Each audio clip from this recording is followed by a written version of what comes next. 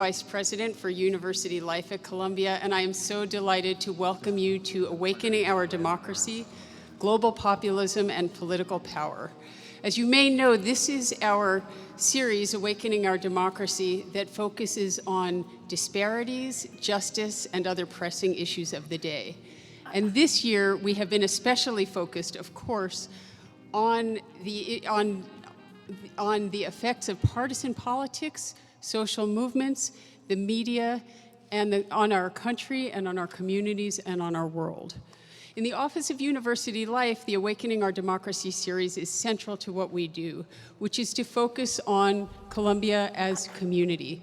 We work with students and faculty and staff from across all of Columbia's schools on student life issues, on our intellectual life, and on our community citizenship. And today's topic, global populism and political power, really speaks to the extraordinary moment and time we're in and the concerns that we find ourselves facing wherever you are on the political spectrum.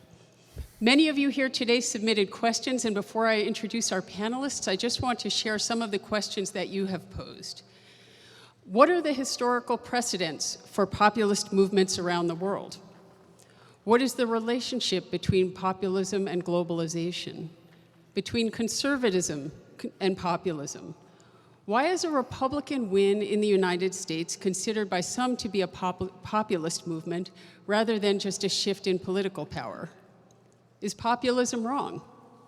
How do we combat short-term politics and foster long-term solidarity? And how can universities protect groups that may be harmed by and who are sometimes the targets of populist uprisings? So we have a spectacular panel here with us to help us think through some of these questions. I'll introduce first our moderator, Professor Todd Gitlin. Professor Gitlin teaches at Columbia Journalism School, where he is also the chair of the PhD program. He's a political and cultural writer, well known to many of you, I'm sure. His work is featured regularly in major media outlets and on national radio. Professor Gitlin has also authored several books on 20th century history, contemporary history, sociology, and communications theory, and is an award-winning novelist. Next to Professor Gitlin, we have Professor Sheri Berman, who teaches political science at Barnard College. She focuses on political development and political history, democracy, and democratization globally, and on European politics as well. She has written 2 books on social democracy and political outcomes, and also chairs the Council of European Studies at Columbia. Next to Professor Berman, we have Basil Smikle Jr., who is the executive director of the New York State Democratic Party and an adjunct lecturer at Columbia School of International and Public Affairs, for which he also graduated.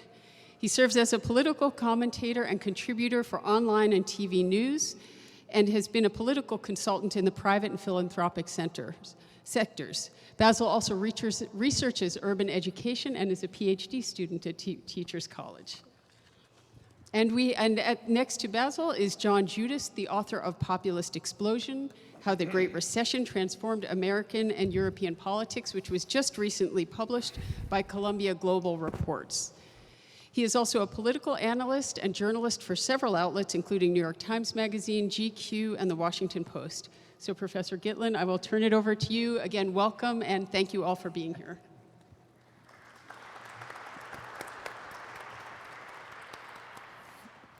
I want to add my own welcome in behalf of Columbia University, which, as some of you may know, changed its name from King's College 233 years ago in honor of the founding of the Republic. So, in these days of the Republic, we're here to extend our commitment to truth, evidence, logic, and public service. It's said that Benjamin Franklin emerged from Independence Hall after the Constitutional Convention had concluded, and a woman went up to him and asked him, "Well, doctor, what have we got, a republic or a monarchy?" To which he is said to have said, "A republic, madam, if you will keep it."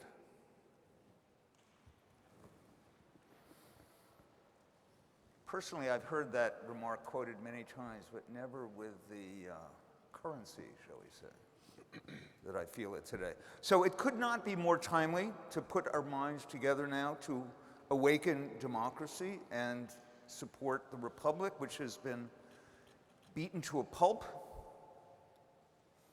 and is now struggling perhaps to come out of a coma. So I want to start with current events.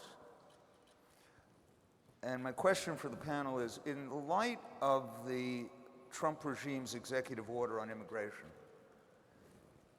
the question I want you to cast light on is, can we keep it?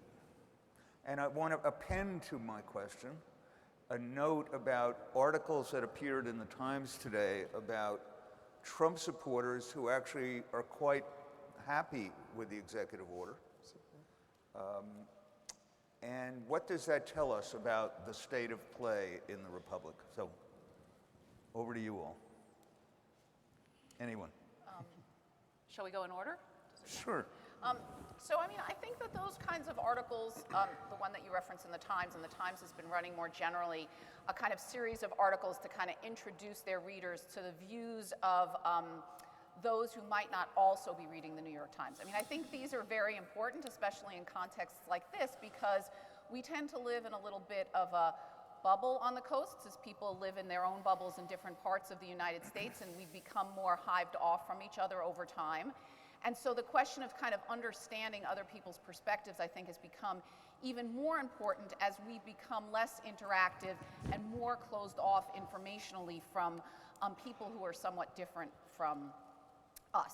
Now, the specific question about this executive order, I mean, this is something that will be decided both, I think, by the courts as well as by politics. That is to say, the courts are there in our country to rule on the legality of specific policies, orders, things like that. And so the courts will tell us whether or not this, in fact, goes against precedent, is constitutional or not.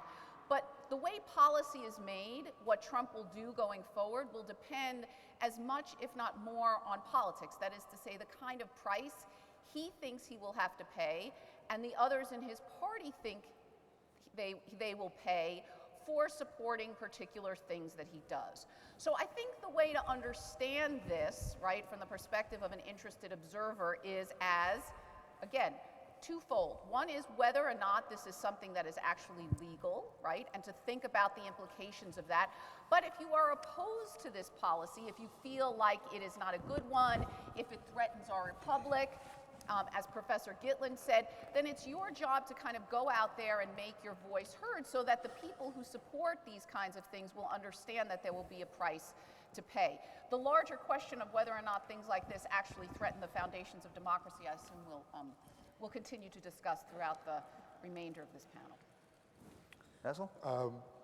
Well, my grandmother used to tell me that when somebody says who they are, believe them. And what we've seen in the last, 10, 11 days of the Trump presidency, he is doing everything he said he would do.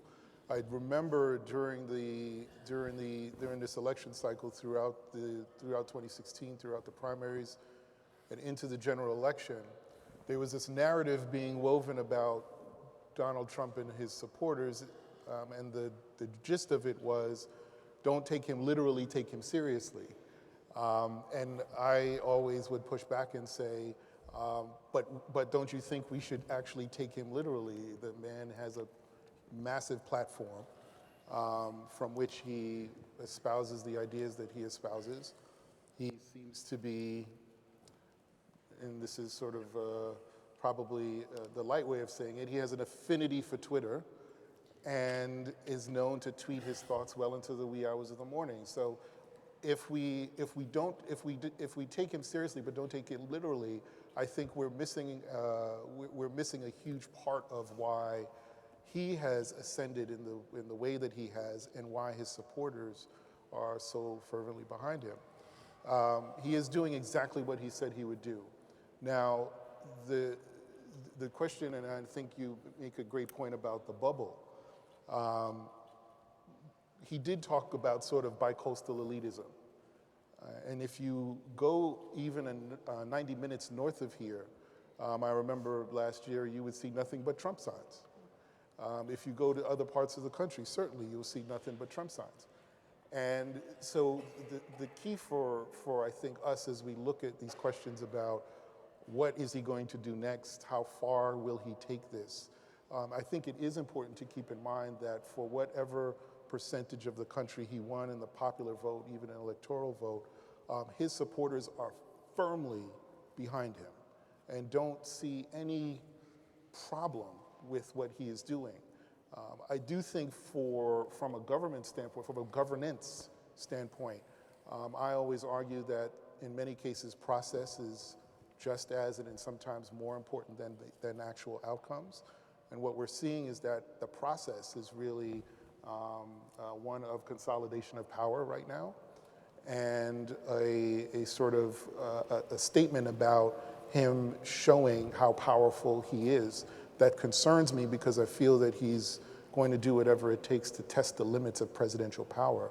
And what we have to do now is think about where is that good old check and balance? Where are the checks and balances in this? It may not come from within his circle. It may not come from his appointees elsewhere in the administration. It remains to be seen whether or not Democrats in Congress, and of course I say that they will, but it will remain to be seen how far and how strongly Democrats will push back. We have some evidence of that based on the hearings this morning or today. It remains to be seen which Republicans, if any, will sort of aid or push back substantially. But we have seen that the courts are, at least in the short term, are a way of doing this. So in a very limited aspect, there are those checks and balances in place. They do seem to be working, but the question is it just a temporary fix, or are we going to see, again, this administration do everything it can to test the limits of presidential power? John? Well, I'm going to talk about something a little different, which is why Trump does have support on what he's doing. And I just want to say that it's very similar to Western Europe, the conditions, and you'll see why. A lot of what Trump was responding to in the election are changes in American policy and that have occurred over the last 40, 50 years that are disturbing a lot of people. And some of the things are things that also disturb Democrats, like corporations moving to Mexico or overseas and leaving all their workers in the lurch. But a big thing for the Trump supporters was immigration. United States limited immigration from 1924 to 1965. Big surge after 1965. Then there was another law in 1990.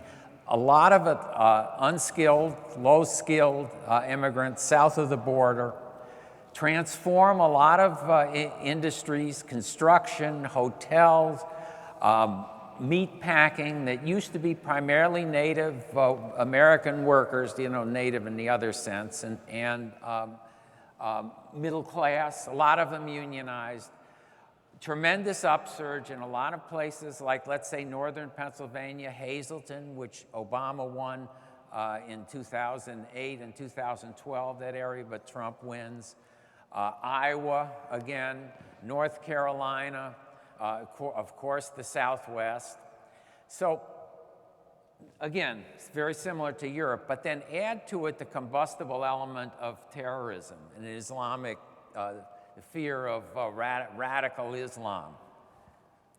There's even more so in Europe. I mean, even more so in some place like France, but that's exactly what you're seeing, I think, in the Trump response is a combination of the unhappiness people feel over large-scale immigration plus 12 million illegal immigrants and terrorism. And if you put those two things together, you have the potential for a real backlash in America, and that's what Trump is feeding on. And I think that's why what he's doing, which I certainly do not support, is nonetheless gets a lot of support in the country.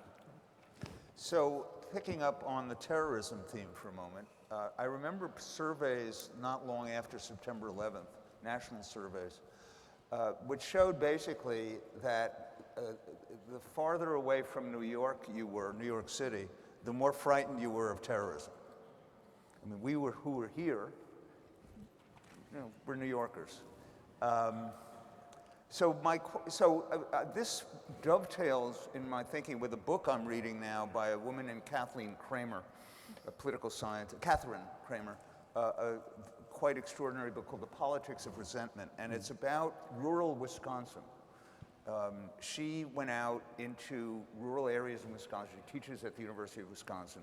And after Scott Walker, the anti-union sort of a prologue to Trump, was elected governor and withstood a recall, she went out and talked to groups of people around the state, outside Madison, where she lived, and outside Milwaukee. And her conclusion from these conversations is that these people have what she calls rural consciousness. They feel exploited and picked upon and neglected, and in their eyes, they are the real America. They are the sort of Madison type people or Upper West Side type people are parasites. That's my word, not hers. So what do you make of that line of argument? How important is this rural-urban divide? Well, can I start with this and then you go this way? Go ahead. Because I think this rural-urban stuff is nonsense. I mean, I think the real distinction is metropolitan areas, especially metropolitan areas, primarily finance, electronics, high electronics, and then suburbs plus rural. Trump wins suburbs, 55 or so to 45%. So it really, I don't understand, the commentators. They get in this thing about, people with corncob pipes, and gravel roads versus people in cities. But it's not like that. It really is the metro areas, which have a really different economy also. Much more of a post-industrial economy. And then the suburbs, and especially exurbs, the places people have to live now in order to get to work, plus rural areas, small towns. But again, we're not thinking of the old American conception of the country. It's not a town like Hazleton. You're talking about 50,000, 25,000 people living in places. And again, I think you have to look at the way the economy is structured in America. If you take a map of where manufacturing jobs were lost from 2000 to 2015 and look at it, there's almost a complete fit between those areas and the swing states that Trump wins. And the surprise for me was number one was Michigan, but number two is North Carolina, the furniture industry.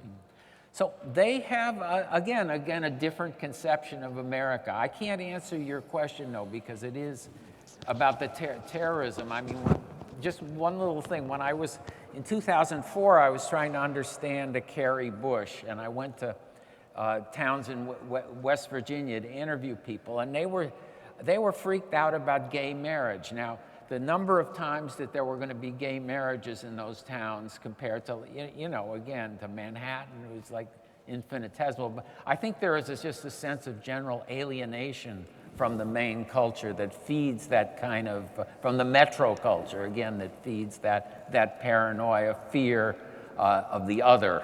So that's my two bits. So, Basil, you're the chair of the state Democratic Party. So, could you speak to what things are like in the other urban areas in New York State, aside from ours? Buffalo, Syracuse, et cetera? And they're not unlike urban areas across the country that have lost manufacturing jobs. Buffalo actually is doing very, very well now. The chair of the party is the mayor of Buffalo, Byron Brown. And Buffalo's back. Rochester's back. So these towns, these communities, and I do a lot of work across the country with the DNC and other candidates that I've worked for and so on. So I've had the opportunity to go to a lot of metropolitan areas, to suburban areas, to rural areas. I've been, I've been to some rural areas. And we have those types of places in upstate New York. And if I could give you, if I could say one thing about upstate New York, which may be true for other parts of the country, there are places where you will have to go miles before you see another person that has my complexion. Miles. Let alone they may not have tremendous interaction with someone who's Muslim or with someone who's a refugee. What's interesting now is when you actually do see where a lot of refugees have settled in this country, a lot of them are in red states. So you do have members of Congress and some senators from those states sort of wrestling with what their older constituents are pushing for or care about. Many of them may have supported Trump, versus what some of their younger constituents care about and the families of those refugees. So that's one thing. And so to tie your question into something that was said earlier, I do think, and maybe this is true in Europe as well, what I think has happened largely is a conflation of economic nationalism and ethnic nationalism. Yeah, and that, to me, is the scariest part of this, because there's a fear of, there's an economic anxiety and then a movement to look outwards to place that blame. But I do have to say one thing that I think is largely overlooked, and that is the role that the delegitimizing of President Obama played in creating this atmosphere of fear. The role that, and the truth is that Donald Trump was largely behind a lot of this, to delegitimize this president for 8 years, which he did, which a lot of, not all, but a lot of Republicans did, created this sense in this country that the government is not legitimate, that somehow the policies emanating from Washington were not legitimate policies, that somehow there was this sham government. That's not to say that government isn't working for people. That's different, because that's a different conversation. This man doesn't belong here. And I cannot tell you how deeply rooted in the consciousness of a lot of voters that was, and how I think that helped create the situation that we're in now. Sheri, you want to? So lots of obviously interesting and important points have been made. I mean, I would somewhat agree with what John said, which is I think that the major dividing line both in the United States and Europe tends to be between major metropolitan areas and those not living in those kinds of areas, right? And so that can include, of course, rural areas, but it may also include areas on the periphery of major metropolitan areas, suburbs, exurbs, things like that. I think there's a very different economy and social and cultural dynamic that happens in major metropolitan areas that helps to explain a lot of the political differences between them. I also think the point that you made is really important, right? Which is it's the kind of confluence of economic and what you might call social cultural grievances that is so explosive, and that you can see that it's not merely one. You can see that by, for instance, looking at various cases. So there are lots of cases in Europe, for instance, where the economic grievance argument doesn't work so well. Parts of Scandinavia, for instance, have experienced an incredible explosion in what you might call right-wing populism without the same kinds of economic dislocations we've seen in parts of this country. Poland in Eastern Europe is another great example of a place that's objectively done well economically, but still has a lot of these same social and cultural divides. But what you have seen, right, is this kind of growing sense of insecurity that's social, cultural, and in many places economic. And when people are insecure, their fears become more prominent. And fear is a very irrational kind of emotion, and it's one that's very easily played upon. And I think, again, when you see these kinds of different trends come together, it really creates a great opportunity for people with the ability to exploit them, which is what I think we've seen both in this country and in many parts of Europe. And I think this has to be understood, as you've said, also against the backdrop of what have been some very real failures on the part of our democracy. And I mean that in the sense of our system, not in the sense of the Democratic Party. I mean, you have to be able to separate legitimate grievances from what you believe are illegitimate responses to those grievances.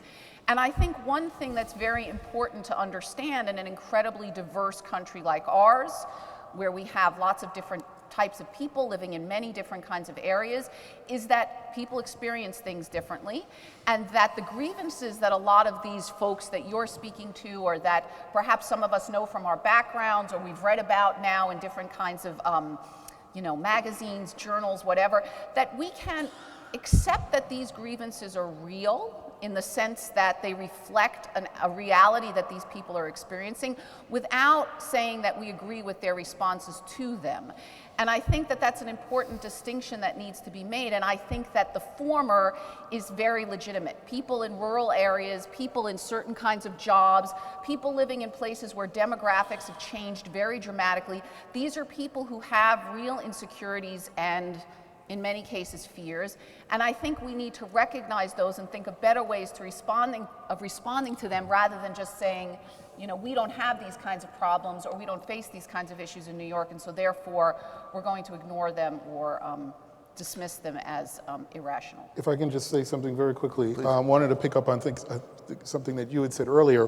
One issue that really did not get discussed much during the campaign cycle, a little bit beforehand with respect to Scott Walker, but not really during the campaign, was unionization, and the role that unionization played in bringing people into the middle class, and how the unions have been under such attack over the last decades or more. And certainly unionization has declined in the public, and it was increasing in the public sector for a while, but the unionization has declined. But I think there was an article today or yesterday in the New York Times about how there is a resurgence of that, of conversations about the role that unions have played to give workers the kinds of protections that they have not had. And so when you look back on the campaign of 2016, we spent a lot of time talking about the minimum wage, but and sort of an economic plan. It got lost in a lot of other stuff, which maybe we can or cannot talk about during this panel. But we didn't spend a lot of time last year talking about unionization. And what's interesting is that a lot of the folks that have supported Donald Trump would have actually benefited had a lot of the states actually not been so anti-organized labor. I'm very glad you brought that up. I think that what a lot of people don't understand is that for decades, the prime institutional opposition to racism, especially in the white working class in America, was unions. The union hall was the crucible of the transformation from racism. And the shriveling of unions, which has been deliberate policy of the Republican Party for more than 40 years now, and which flies in the face of the desires of workers, is, it's the big elephant in the room so far as I'm concerned. And I would just add that there are surveys, a lot of people, the right wing will tell you, well, American workers are sturdy and they stand on their own two legs and they don't want unions. Garbage. American workers want unions as much as Canadian workers do in the surveys. However, Canadian workers are unionized at a rate of 4 or 5 times that of American workers. So what's the difference? The difference is that in Canada, the laws and regulations are conducive to organizing unions, and America dead set against it. And I can't resist a little note about the Democratic Party here. I'm a lifelong Democrat, but I can't help but notice that during our last 4 presidential terms, Democratic terms, Bill Clinton's 2 and Barack Obama's 2, I don't think I heard a speech which said, the president wants you to join a union. All right, moving on. So let's turn the corner and stare at the F word. People call what's going on here and in Europe populism, right-wing populism. Is this reminiscent of, or in a useful way, not in a swear word way, but in an intellectually significant way? Is this have something to do with what used to be known and I think is sometimes still known as fascism? Sheri. So that's obviously a very good question and a pertinent one, I think, on a lot of people's minds. I mean, there clearly is a continuum in the sense that both of these movements are kind of signs that a lot of people are very disaffected with, disappointed with the functioning of democracy. There's also some similarities in the sense that both of these movements kind of claim to be speaking for a people against some kind of enemy, whether it be an economic elite, a social cultural elite, whatever. I, however, as a student of the 1930s in Europe, am very hesitant to throw that term around because I understand very well what those movements are and what they did, and I don't actually see exactly that kind of danger in the United States. I would point out that despite what might very well be a slippery slope that we're experiencing in the United States, I'm not sure I know that yet, but I understand the need to be vigilant about it.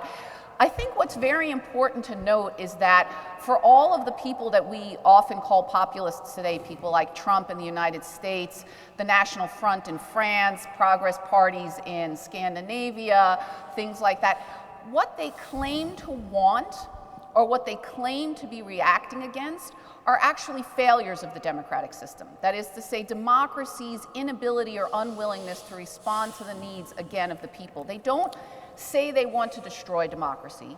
They don't claim to want to replace it with some other kind of system, authoritarian, Führer-based, whatever.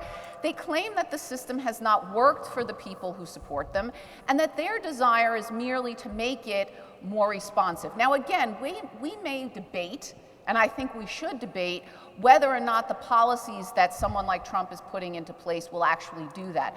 But I think the claim is a very important one, not only because it says something about the motivations of the people who support these movements, but it also, I think, tells us something profoundly important about the causes more generally, which is these are reactions to actual failures of our democratic system. And therefore, if that system could be improved, made more responsive, if people could come to believe that other parties and other leaders had better solutions, then we have every reason to believe that things might get better. We know, for instance, that a lot of the swing voters who voted for Trump voted for Obama in the past. And so it does lead us to believe, right, unlike in Weimar Germany or in early 1920s Italy, that people haven't so much given up on the democratic system as they have on the people or parties they see as running it. And so if they could be convinced otherwise, then there's every reason to believe things could change. This is a very different situation, I think, than we had in interwar Europe, when people rejected the system entirely and not merely some representatives or participants in it. Basil? I agree. I think using that word, the F word, if you will, I'm hesitant to use it, but I do think there are a lot of people that want to use it and will use it very freely. I caution against that, but it's a real question. Do people have that fear that we're going in that direction? I'll take it in a slightly different way. I believe that I think that there is a failure of our institutions to interact with people across the spectrum, politically, economically, racially. But we can get back to that. And I want to say we can get to it easily, but we can actually get back to that. I think our leaders have learned a lesson about how to be more responsive on both sides of the aisle, my party, the Republican Party as well. I also believe, there are a lot of changes that have taken place in this country in a relatively short period of time, and there are people who feel very uncomfortable with that. There is a loss of privilege for some, and I think the reaction to that is what we've seen play out both against the former president, and also I think we see that in our communities, even down to city council districts or counties across the country. But I actually do believe strongly that that our government can move past this. That we as Americans can move past this. And I say and that there is a check and balance. There are checks and balances to to what we're seeing come from Washington, come from this administration. I touched on that earlier, but I'd also say, I'll also give the example of the sort of street-level bureaucrats, where you have elected leaders and appointed leaders at the very local level trying to find a way to not only take what's happening in Washington, but to take sort of the principles of the communities that they're in and try to find a way to make this work. You've heard Governor Cuomo and Mayor de Blasio, mayors and governors of other cities and states say, we're going to find a way to protect immigrants. We're going to find a way to protect rights of the LGBTQ community, so on and so forth. So I do think you'll see a lot of vigilance on the ground as a bit of a check against, as I said, what we're seeing come out of Washington. So I think there isn't a sense that we have to destroy everything and create this new regime and new system. I think what you're seeing is really coming back to basics, quite frankly. It's going into the communities, talking to people, and sort of steering clear of the elitism that both parties have been accused of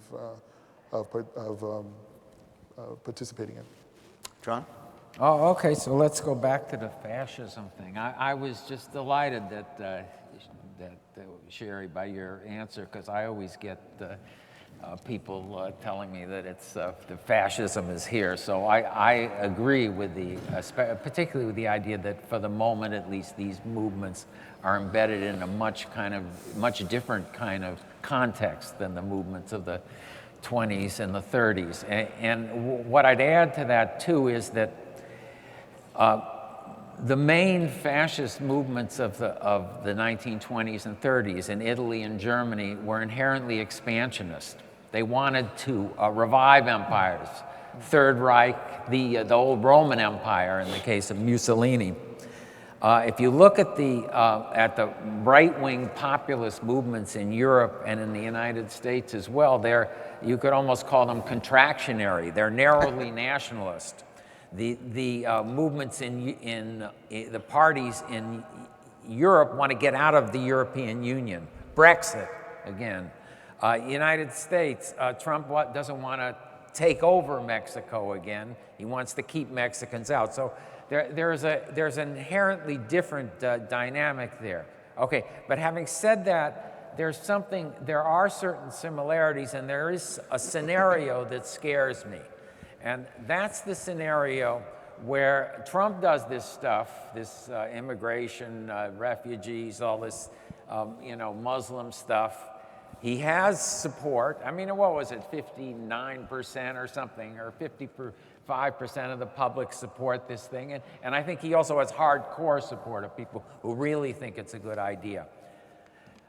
I would be amazed if there aren't reprisals, terrorist attacks in the United States now, if you don't see ISIS striking back. Stephen Bannon, his strategic advisor, and Flynn, who was in the outs, both have this idea, call it the Gates of Vienna, that the Western Christendom is engaged in a war with Islam. So I could see terrorist attacks in the United States. Oh, we were right about this all along. We have to take much even sterner responses. Reduction, again, threat to civil liberties. I could see again, we're getting into trouble with Iran already. There is a very nasty scenario ahead that could plunge the United States into very dark and deep waters. And you might not call it fascism, but in terms of democracy, it could be a threat to democracy, the same way that fascism was. So we're coming up toward the Q&A portion, so this will be my last question to the panel. The reaction on the right to the financial crisis meltdown of 2007 and 2008 was the emergence of the Tea Party. And the Tea Party began, as there's a good deal of evidence, was a grassroots movement. It was obviously inflamed by media and then equipped with tons of money And over the next few years, it succeeded in becoming a powerhouse bloc in the Republican Party. So this is a question about the Democratic Party. Why have Democrats not organized a Tea Party? And I want to piggyback to that. I'd like some blunt talk about how the Democratic Party has failed. All right, so failed. Define failure. I didn't mean to pick on you, but I mean, it's a question for everybody. So, actually, so let me start pre-2016 cycle, because I think that's where we need to start. There has been a trend in new voters registering as independents, not affiliating with any particular party. So a lot of independent voters out there.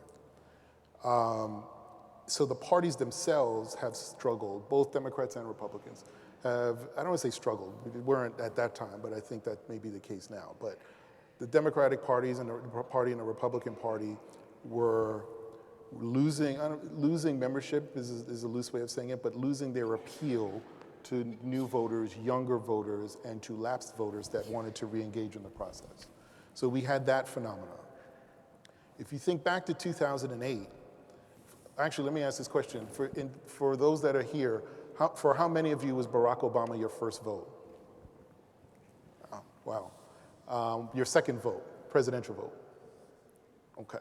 So for those that supported Barack Obama, if you think about that race in 2007, 2008, knowing that Hillary would probably get the lion's share of institutional Democratic support, what did he do? He went and created a network of support that was dedicated to him. Presidential campaigns are about movements, but he created a network that was dedicated to him.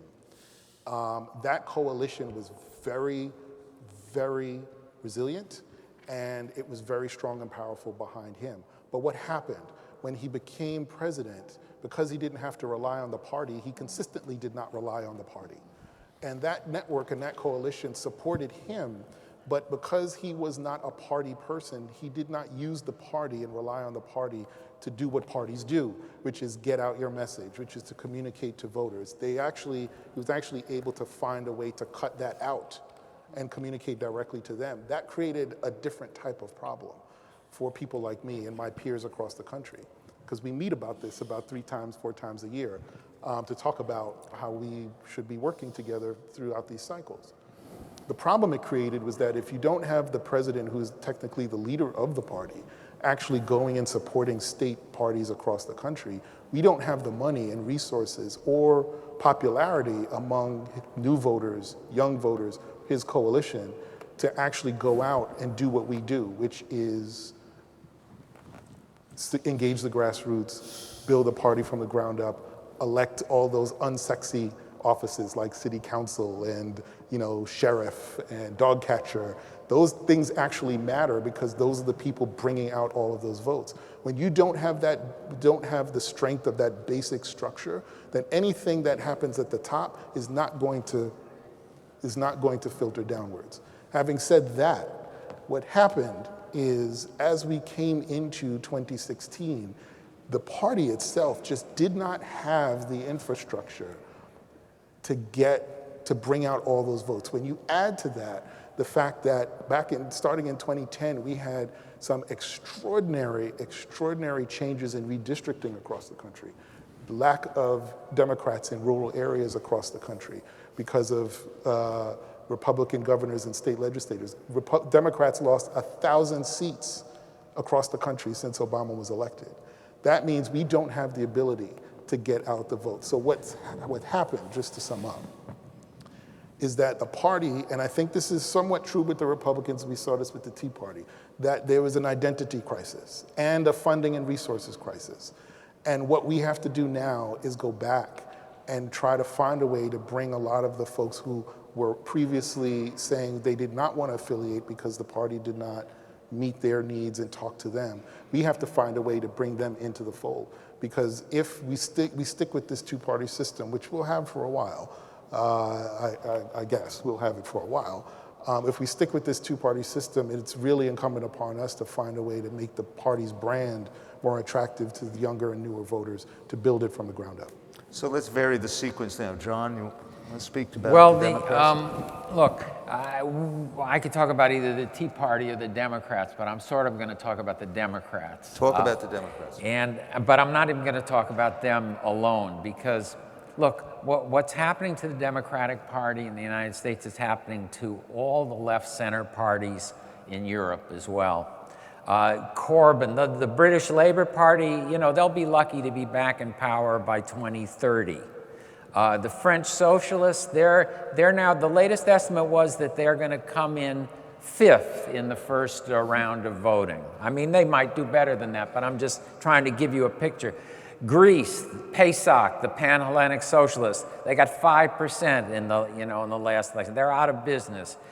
Spain, et cetera, et cetera. So there's nothing unusual about this. The question is, why is it happening all over the place? And one reason I think is that all these different left-center or center-left parties bought into the kind view of, in Europe they call it neoliberalism. Here we could call it market liberalism. The idea that corporations should be allowed to move wherever they want, that corporate tax should be reduced, that wide-scale immigration, unskilled workers is fine. We don't need to have strict controls in order to keep wages up at the bottom of society.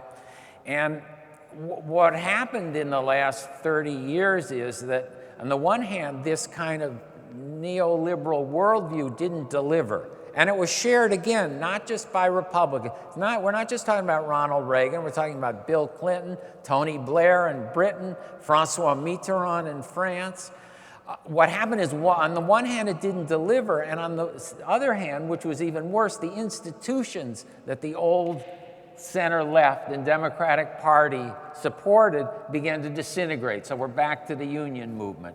And so you really don't have a kind of organized base. You have, I'm sorry, you have kids to a great extent, and you have Occupy Wall Street that, a big uproar, and then nothing comes of it. We don't have the kind of organized adult leadership that we need in order to respond to Trump or to, right now, and that's a real problem. Okay, Sheri. So a couple of things. First, I think this idea that there's a sort of general crisis of the center-left, that's clearly true. I think this is, yeah, that's yours. That is clearly true. However, each country is a little different. We did have 8 years of a Democratic president before us, so it's not 100% clear to me that there's been a huge political shift in this country in the same way that we've seen in some European countries. Obama joked during the election that if he had run for a third time, he probably would have won, and I think that may very well have been true. There clearly is a crisis in the Democratic Party, both at the level of being able to appeal to certain kinds of voters, but also, again, as Basil said, that there is an organizational issue here, right, which is that Obama may have been a great president in some ways. He was not a great president for the Democratic Party. And this gets back to Todd's original question about the Tea Party, right, which is something like this fabulous women's march that we just had that mobilized millions of people. This can now be done in an era of social media in a matter of a couple of weeks, something that would have taken months or even years a long time ago. We can mobilize a lot of people through things like social media, but building a political movement, that does not happen through Facebook, and that does not happen through Twitter. And that seems to be something that, for reasons that I could speculate on but don't have great evidence for, Republicans seem to have been better at than Democrats, right? Which is, these are people at the local level in small communities who got together through their churches and other local networks and did the hard grunt work of mobilizing people around their political agenda. I think a lot of us in this room would be great at organizing a march or at, sitting down on Wall Street for a few weeks and protesting, but when the time comes to really sit down and mobilize people over the long slog, this is a different kind of political activity, and it's one that people on the left need to become better at, because that's what builds support over time. There have been social scientists, perhaps most prominent among them, Theda Skocpol, calling for precisely this kind of rethinking of what the left and the Democratic Party should be doing, which is, it's not just about the message at the top, although that is crucial. It's about building the party from the bottom up so that people not only feel involved and engaged, but that there is a network that can be used to mobilize people, not just for these big spectacular events, but for the tough things like canvassing, talking to neighbors, running for offices in your civil society organizations.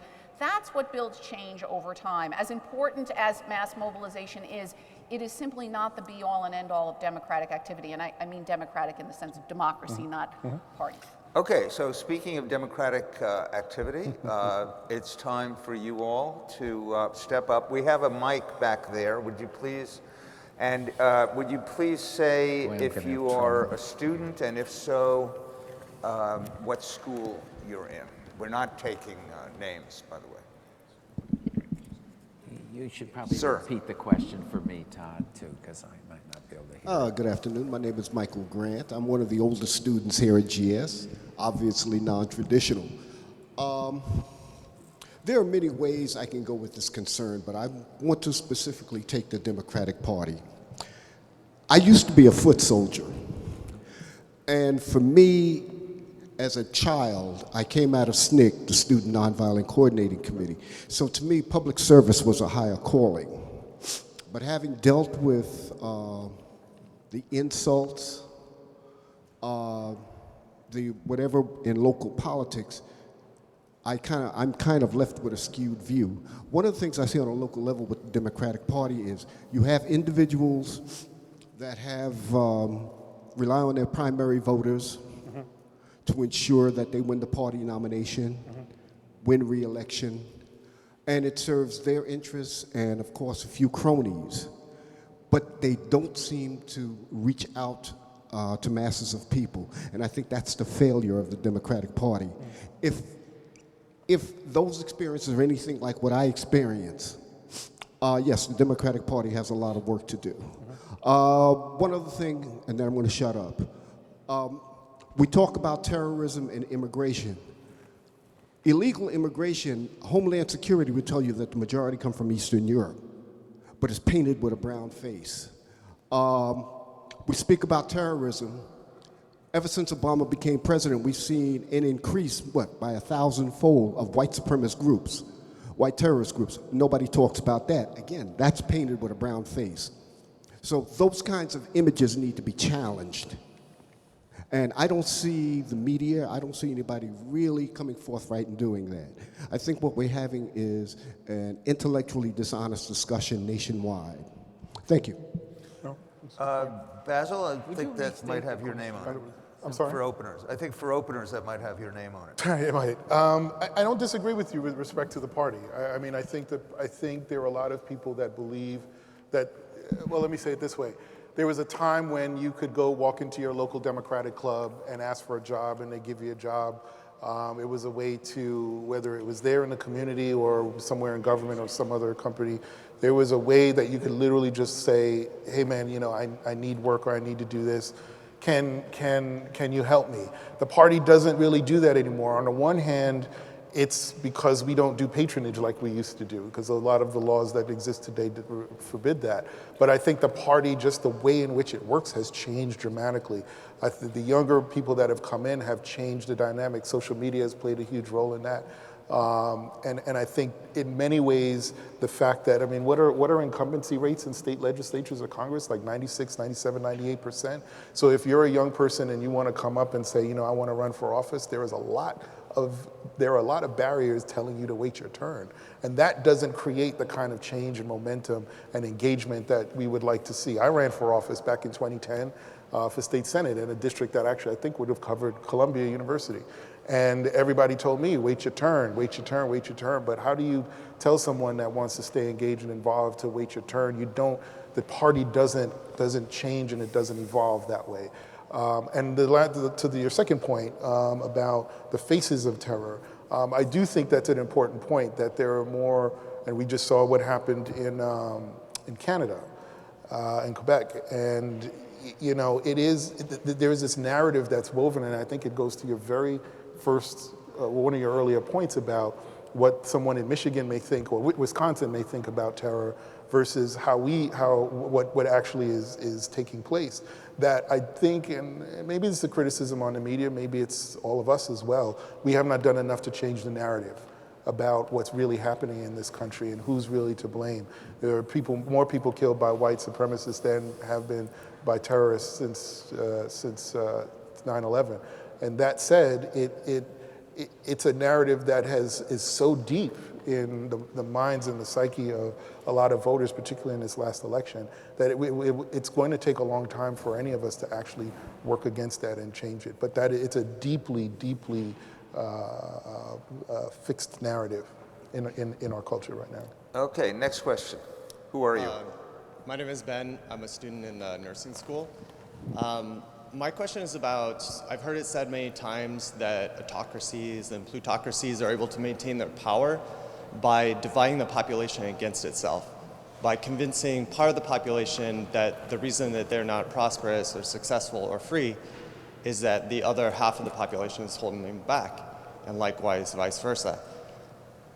I feel like parties such as the Koch brothers or other political institutions as well have done that in America, divide us against ourselves over social issues, blaming other groups, perhaps minorities or immigrants on our problems. To what extent do you think that specific individuals or powers have divided the population against themselves here in America? And what, as citizens, can we do individually, as groups, or as influencers of our political leaders to counteract this? So, John, you want to... Would you state the question for me? It's hard about for me the to Koch hear because of brothers. the echoes. About Role of Koch brothers in And dividing and divide and peoples conquer. against each other. And is that a problem? It's and obviously what do you do about it? And he mentioned the Koch brothers specifically. Yeah, you mean, do we have a problem of division in the country? Yes, we do. But let me just say one thing about that one of the, let me say this. One of the problems that the center left has in reviving itself is the peculiar form that the economy has taken over the last 40, 50 years, which is there really is a 30-70. It's not a 1% versus 99% division in the country. Economist Peter Temin talks about it. A few other people. Again, 30% primarily finance, high tech, electronics, real estate, things you're familiar with. And that's where the inequality grows. The Democrats, find themselves as a coalition with part of that 30% and then a large minority bloc. That's a very unwieldy coalition. It's not necessarily going to work over the long haul because there's issues that could unite the discontented minorities with the rest of the 70%.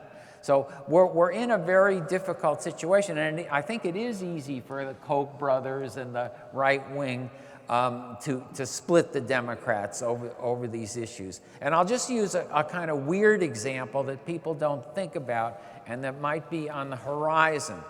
One of the things that was surprising to people was that Trump didn't get killed among Latino voters. What did he get, 35, 40%? And he did pretty well in some states. Again, there's a generational split there. People who have been in the United States, they're the children whose grandparents, whose great-grandparents, have the same kind of fears about illegal immigrants that a lot of white voters feel. Democrats aren't understanding that. They're not figuring it out. Trump made this seemingly outrageous statements, and all his stuff that he ever says about African Americans are goofy in a way, but there's recently a study about what the effect of low-skilled immigrants coming into the United States from, again, Mexico south of the border had upon the unskilled black workers in the south, southwest, cities in the north. And there, there's a deleterious effect. Again, that I think it's something that is, again, a place where there's going to be divisions. So I'm just saying that the economy itself is a very fertile ground for creating these kind of divisions that create, lo and behold, Republican legislators all across the country. Question. Hello, my name's Braden Katzman. I'm a senior in the School of General Studies. I'm a new voter. This was my first election. Can you get closer to the mic? Oh, okay, sorry. I said, yeah, I'm a new voter. This was my first election. My question is a point, it kind of touches on some points we've been talking about. One, just bubbles and, like how we're kind of in like these echo chambers, and also the future of our political parties and the two-party system. My personal experience is that in a lot of discussions I have with those that have different party affiliation from myself, our party affiliations have really kind of been a hindrance to discussions. And so my question is really just in terms of looking forward, how parties can address what I think is, and a lot of times, like a reduction of very nuanced and complex issues to just, I'm in this party, I believe this. I'm in this party, I believe this. So I was hoping you could touch on 2 points, which is like one, the obligation that the Republican and Democratic Party have to facilitating more nuanced discussions, and also just like maybe from a strategy point of view, like what are, ideas maybe that are in place and are talked about how to address these issues. Sheri, you want to respond? We want to take. I think we're supposed to. Oh, Yeah, we want should to we take take a more few in a block of questions? questions? Oh, yeah, okay, so we're going to start So- accumulating questions. Gotcha. My name's Taylor. I'm an urban planning student, so from North Carolina. So I want to ask about maps, similar to the previous question, redistricting, as it's been an issue in my home state. But kind of the question is, if we had perfect What's your districts, home state? North Carolina. Okay. So if we had fair districts, do we think all this would blow over? That's my question. Okay. No is the answer. My name is Let's Selena. take one other and we'll clump them. Okay, my name is Selena. I'm from the School of Social Work studying policy. My question is more around people who belong to, I guess, the affected groups from Trump's executive orders, people who are the groups that are likely to be marginalized as a result of these executive orders, or the people working with those groups. Do you think that it's more conducive for the professionals or the people involved in advocacy for these groups to, I guess, try and develop a better understanding of the other side and work through cooperation? Or do you think that now is an important time to make firm what these groups' needs are, or like if you belong to those groups, what your needs are, and the actions that you want to see in the future? Sheri, you want to take Okay, that? well, I'll try to answer at least, maybe, or respond to at least one of them. With regard to the first question, I'm not 100% sure I understood you fully, but if I did, I would actually phrase the question or the problem somewhat differently, which is I think it's actually more important for parties to come up with fairly simple and straightforward responses rather than more nuanced ones. I think people like us who have the opportunity to spend 2 hours in the middle of the day discussing populism are very different from most people who are going to get their news and their information and their politics in relatively short bursts. I think we need to be able to communicate our positions in a much more simple and straightforward way, and I think that needs to happen not only through our politicians and our leaders, but again, as I said before, through more local level organizations. You need to be able to reach people at the places where they are for extended periods of time, whether that's, as Bob Putnam put it, in their bowling leagues and PTA groups or in their local Democratic clubs. That's where more extended discussions go. So really you need to be able to, as someone trying to change people's minds or engage people who have different opinions, you need to be able to do both, right? You need to be able to state your views clearly and simply, I think, when you're doing things like having elections. But I think you also need to be able to figure out ways to engage people locally around places where they're in community building kinds of settings, and where you can have conversations that go on beyond the, sort of one-shot kind of thing. And I think that's something that we need to redo in this country a little bit more, precisely because the divisions have become, I think, deeper over the course of the last, let's say, generation. I'll just respond quickly. With respect to sort of how Democrats respond in having these conversations, both parties respond in having these conversations. I absolutely agree with everything she just said. I would add also, in this age of social media, particularly when you can curate your own news, it's very, very difficult to do. Because when do you sit in front of, how many of you listen to nightly news at 6:30 or 7 o'clock? Exactly, right? You are going on the internet, you're curating your own news, you go on Facebook, you scan all the stories that may be of interest to you, pick one or two. Some of them may be fake, some of them may be not, some of them may have alternative facts, some of them maybe not. But that's the problem these days, right? Because you don't necessarily spend the time to watch PBS or BBC or Al Jazeera or other networks that have these much longer form news broadcasts where there is a much deeper discussion. Most of us just do not do that anymore. So it becomes harder. So it's incumbent upon us as party leaders to make sure that not only are we doing these sort of very hard-hitting messages and creating these durable narratives, but we're going into communities and actually explaining what that means. And that is incumbent also upon the person that's actually running for office. With respect to the redistricting, who asked that question? Redistricting. That's the point that I was making earlier. The Democrats have lost 1,000 seats since Obama has been elected. That was a plan. That's the Republican plan for the last 20 years. Because they realized that in order to be able to shape their national goals, they had to start on the ground in states with state legislative bodies. And it actually worked for them. That's not something that Democrats can overturn in 2 years. It just isn't. That requires a longer strategy on our part to be able to do that. So will it change the dynamic in governments at the state and national level? Not anytime soon, but I do think that you'll see, I think, Democrats go back to the drawing board and say, and I think not only President Obama, but former Attorney General Eric Holder they have programs and projects right now that they're launching to actually push back. And then the last question about collaboration, absolutely need to do it. Collaboration, any allies that you can get, the more you can get, the better. I just hope that you can find reasonable and amenable ears. Can I just add that if it's time now to go back to the drawing board for the Democrats, where have they been? What took them so long? The elections of state, local officials, legislators who conducted the redistricting operations, they didn't start last month or last year. They've been at this for years. What does that tell us about the acuity of the Democratic Party? Well, now. I'll be very quick. There are very smart, very dedicated people in the party. There are. I think it actually goes back to something I said earlier in responding to the gentleman's question. That, look, and I'll be very brief. What brought me to politics, I remember watching Jesse Jackson at the Democratic National Convention on TV saying the party has to be more responsive. He did in '84, he did in '88. I remember hearing about what Shirley Chisholm did back in '72. I want the party to do that. I need the party to actually feel like it is being pushed to its limits. And I don't think we did enough of that early on in the last 10 years. And I'll say something also very quickly. I did an interview for the History Channel to talk about the rise of Trump. It's a 2-hour interview.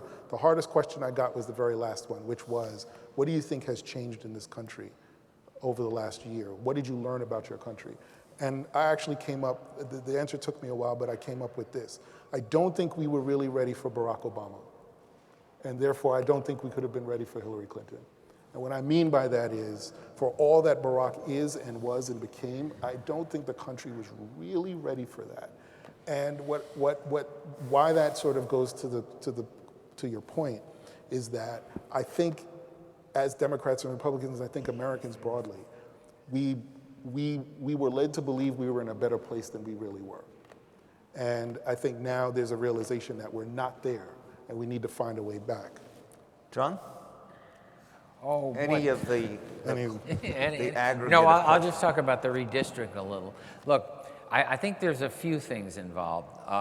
There are states like Ohio that jigger their districts around in such a way that you're going to get whatever it is, 12 to 2 Republicans where it could easily be 7-7. There's a lot of areas in the country where Democrats are so concentrated within urban metropolitan areas that it's very easy to draw districts. You don't have to be screwing around. You don't have to be doing anything crooked or underhanded, in which the Democrats are getting, let's say the congressional people are getting 80-20 in their votes, and the Republicans are winning 55-45. And that's very characteristic of a lot of the South, states like Texas. So that's a more difficult and intractable problem, and I don't have there's not an easy way around that. But in general, the thing that I've always been for is to put them in the hands of commissions and get it out of the legislatures. In California, when they put it in the hands of commissions rather than letting the Democrats fix everything, it turned out the Democrats did better than they did before in the congressional and legislative elections. So again, I think that should be the cause that Democrats should adopt as far as redistricting. We can take one more question, and it's yours. Hello, thank you. My name is Marceau. I'm from the engineering school. I work on climate change, so I'm really interested into systems and feedback loops. I'm also French, so I got really interested, and it's both scary and fascinating what's going on here, because in 6 months we have our own elections, presidential elections. And I also remember my history from the 20s and 30s.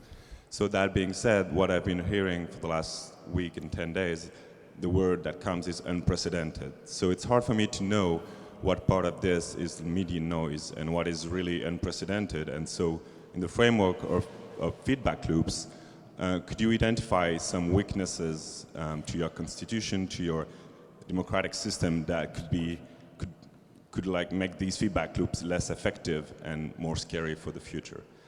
Thank you very much. Interesting question.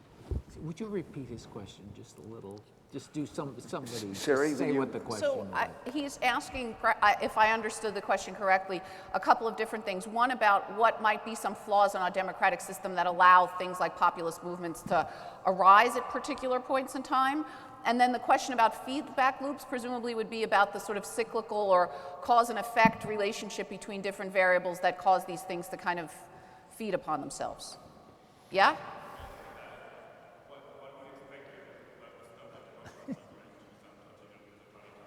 Yeah, okay. So, I mean, the whole idea of checks and balances in the American system was designed precisely to do that, right, which is to stop the system from swinging too far in one direction. And I think one thing, as a social scientist, that makes this period actually kind of exciting, if I might sound a little sort of perverse, is we're going to actually see how well that system of checks and balances really works, right? Which is to say, it's not there simply to prevent the country from swinging too far to the right. It's there to sort of slow the political process down by throwing in its way lots of roadblocks to radical change, right? That's part of what makes the American political system distinctive. And we're going to see how institutionalized some of those checks and balances really are, as opposed to being subject, their strength being subject to the whims of a particular individual. So I think that that's something that we're going to see. I mean, different systems like the French one have different things in place. I mean, you also have different levels of government. You have a presidential election coming up, but you also have, different systems, but different institutions put in place there to kind of make sure the president has competency here, but, the parliament has competency there. So democratic systems have these kinds of things that are put into place to kind of see how they work. And one of the things that periods of flux does, I'm using the verb correctly there, is to show you again how the institutions actually function and how strong they really are. And I think we're going to absolutely see that going forward. There's a big difference between the United States and most of the countries in Europe, which is that we really do have a two-party system. And the way it works normally is that it forces candidates toward the center. Even in the primaries, electability is a big factor in voters choosing. So we have our populist upsurges at very discrete periods, 1890s, 1880s, 1890s, early 1930s, early 1990s and now. And what characterizes those periods? Those periods, again, are times when a prevailing worldview that's held by the leaders of both parties are breaking down, when it's not delivering. Remember 1992, that's the first big, recession after Reaganism and all this stuff starts. You get Ross Perot, you get Buchanan.